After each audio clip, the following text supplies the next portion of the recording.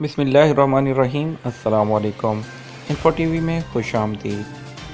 जैसा कि आप सब जानते हैं कि सऊदी अरब में सिनेमा थिएटर ओपन होने के बाद बहुत से म्यूज़िक कॉन्सर्ट्स और जो है फिल्म्स वगैरह लग रही हैं। आए दिनों जो है वो सऊदी अरब जो है वो जदीद मॉडर्नाइजेशन की तरफ जा रहा है। अभी रियाद में एक चीज़ रिसेंट जो है वो स्टेज ड्रामा जो है एक इवेंट हो रहा था। तो उस दौरान जो है एक आदमी ने जो है वो स्टेज पर चढ़कर चाकू से हमला किया और उसने 3 लोगों को ज़ख्मी किया था। तो आपको बताते चलें कि उसमें जो है पुलिस के मीडिया तर्जुमान शाकर बिन सलमान अल तजवेरी ने बताया है कि दारुल हुकूमत में किंग अब्दुल्ला बिन अब्दुल अजीज़ पार्क में थिएटर में होने वाले एक सकाफती इवेंट के दौरान फनकारों पर हमला करने वाले शख्स को गिरफ्तार कर लिया गया है।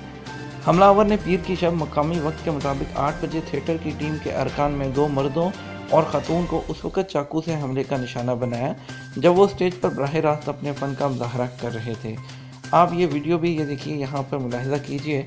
आप इस वीडियो में देख सकते हैं कि वो बंदा जो है स्टेज पर भागते हुए आता है और आके जो है वो हिट करता है आके।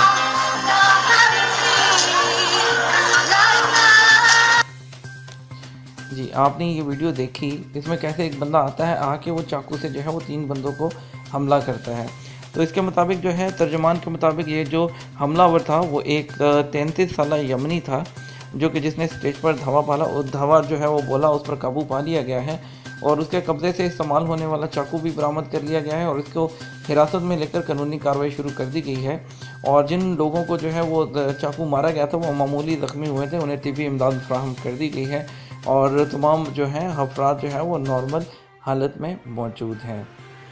तो ये थी आज की वीडियो, आज की ताज़ा तरीन अपडेट। मिलेंगे आपके साथ एक और नई और मुफीद वीडियो में, तब तक अपना ख्याल रखिएगा। अल्लाह हाफ़िज़।